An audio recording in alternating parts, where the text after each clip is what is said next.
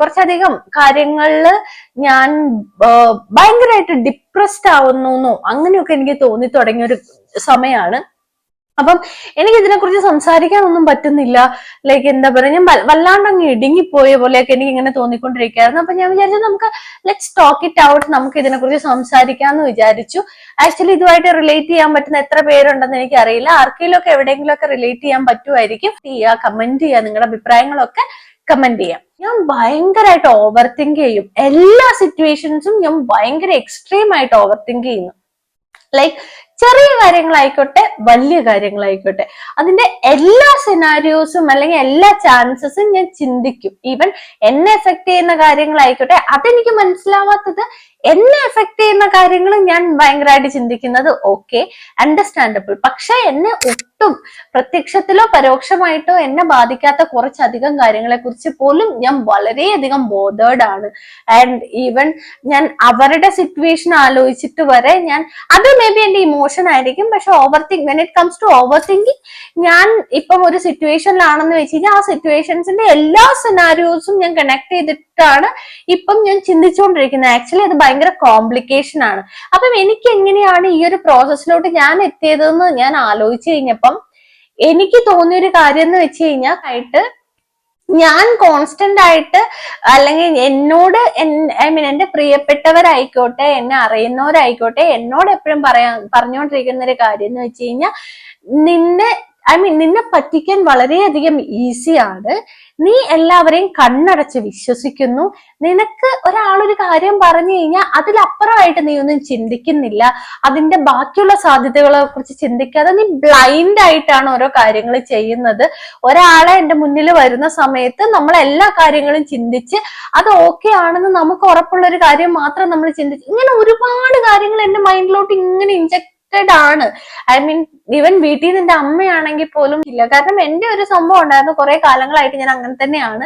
അതെന്ന് വെച്ച് കഴിഞ്ഞാൽ ഒരാൾ എന്റെ മുന്നിൽ വെച്ച് എന്താണോ സംസാരിക്കുന്നത് അതിലപ്പുറം ഞാൻ ചിന്തിക്കാറില്ല. ആ ഒരു വ്യക്തിനെ ഞാൻ അതിലപ്പുറം ജഡ്ജ് ചെയ്യാറില്ല. പക്ഷെ ഇതിങ്ങനെ നമ്മളിങ്ങനെ ബാക്ക് ടു ബാക്ക് കേട്ട് കേട്ട് കേട്ട് കേട്ട് എന്തായി എന്ന് വെച്ച് കഴിഞ്ഞാൽ, ഞാൻ ഇപ്പോഴും ജഡ്ജ്മെന്റിൽ ഞാൻ ഭയങ്കര പുറകിലോട്ടാ.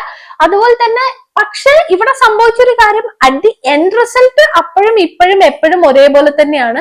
ഇതിന്റെ ഇടയിലുള്ള പ്രോസസ്സ് ഭയങ്കര കോംപ്ലിക്കേഷനാ. എന്ന് വെച്ച് കഴിഞ്ഞാൽ ഒരു കാര്യം എന്റെ മുന്നിലോട്ട് എത്തുകയാണ്, ഒരു സിറ്റുവേഷൻ എന്റെ മുന്നിലോട്ട് എത്തുവാണെന്ന് വെച്ച് കഴിഞ്ഞാൽ, ഞാൻ അതിന്റെ എല്ലാ സെനാരിയോസും എല്ലാ ചാൻസസും, എല്ലാ നെഗറ്റീവ് ആയിക്കോട്ടെ പോസിറ്റീവ് ആയിക്കോട്ടെ, അവരുടെ ഇന്റൻഷൻ എന്തായിരിക്കും, അവർക്ക് ഏതൊക്കെ ഇന്റൻഷൻസ് ഉണ്ടാവാം, അതിലേതായിരിക്കും ഇത്, അങ്ങനെ മൈന്യൂട്ട് ആയിട്ടുള്ള എല്ലാ കാര്യങ്ങളും ആലോചിച്ച് ഒരു ചെറിയൊരു സിറ്റുവേഷനെ ഞാൻ ബിൽഡ് ചെയ്ത് വലിയൊരു സംഭവമാക്കും.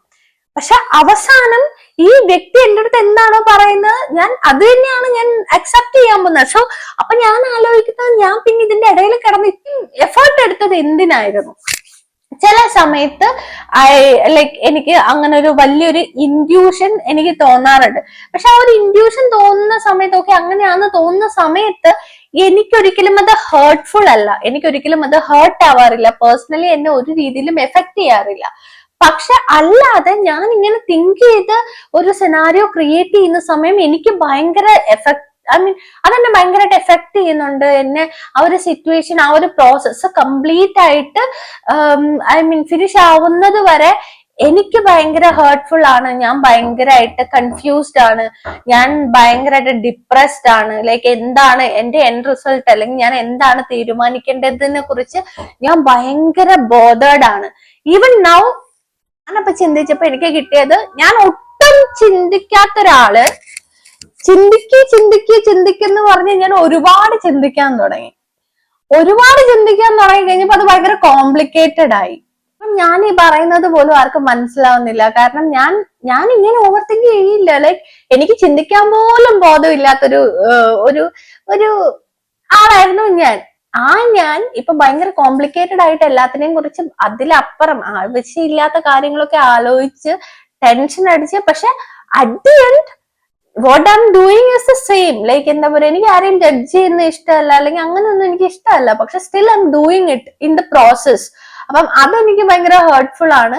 അതുപോലെ തന്നെ ഓരോ സിറ്റുവേഷൻസ് ഞാൻ തന്നെ സിനാരിയോസും കാര്യങ്ങളും ഞാൻ തന്നെ ഡെവലപ്പ് ചെയ്ത് വല്ലാത്ത രീതിയിലാക്കുന്നു. അപ്പം അതും ഭയങ്കര ഡിഫിക്കൽട്ട് ആയിട്ട് എനിക്ക് തോന്നിയിട്ടുണ്ട് ഒരു രീതിയിലും. കാരണം എനിക്കപ്പം ഞാൻ ഭയങ്കരമായിട്ട് കൺഫ്യൂസ്ഡ് ആയ ഒരു സംഭവം, എനിക്ക് എന്റെ ഇൻഡ്യൂഷൻസ് ഹൈ ആണ്. ലൈക്ക് എനിക്ക് ആ ഒരു ഇൻഡ്യൂഷൻ തോന്നുന്ന സമയത്ത് ഇറ്റ് ഹാപ്പൻസ് എന്നുള്ളൊരു സംഭവം എനിക്ക് അങ്ങനെ, ഞാൻ അങ്ങനെ ബിലീവ് ചെയ്യുന്ന ഒരാളാണ്. അപ്പം ഞാൻ പലപ്പോഴും ഈ ഇൻഡ്യൂഷനെയും ഓവർ തിങ്കിങ്ങിനെയും കോറിലേറ്റ് ചെയ്യും. എന്ന് വെച്ച് കഴിഞ്ഞാൽ എന്റെ തോന്നുന്ന, ഞാൻ ഇങ്ങനെ ഓവർ തിങ്ക് ചെയ്യുന്ന കാര്യങ്ങള്, what if that is my intuition, അത് അങ്ങനെ സംഭവിച്ചാലോ എന്ന് വിചാരിച്ചിട്ട് ഞാൻ ഭയങ്കര കോംപ്ലിക്കേറ്റഡ് സിറ്റുവേഷനിലോട്ട് പോകും. കേട്ട് എന്റെ മൈൻഡിലോട്ട് വന്നിട്ട് ഞാൻ കുറച്ചുകൂടെ അലേർട്ട് ആവണം, എല്ലാം കണ്ണടച്ച് വിശ്വസിക്കരുത്, ഞാൻ കുറച്ചുകൂടെ അലേർട്ട് ആവണം എന്ന് പറഞ്ഞിട്ടുണ്ടായ ഒരു സംഭവമാണ് ഈ ഓവർ തിങ്കിങ്. ഇൻഡ്യൂഷൻ എന്ന് പറയുന്നത് പണ്ട് മുതലേ ഒരു നമുക്ക് ഉള്ളിലുള്ള ഒരു ഗട്ട് ഫീലിംഗ് ആണ്. ആ ഗട്ട് ഫീലിങ്ങിനെ ഓവർ തിങ്കിങ്ങുമായിട്ട് മിക്സ് ചെയ്തിട്ട്, ഐ മീൻ അത് ഇൻഡ്യൂഷൻ ആണ് അല്ലെങ്കിൽ അത് എന്റെ ഗട്ട് ഫീലിംഗ് ആണെന്നുള്ളത് ചിന്തിച്ചിട്ടാണ് ഇത്രയും കോംപ്ലിക്കേഷൻസ് ഉണ്ടായതെന്നാണ് എനിക്ക് തോന്നുന്നത്.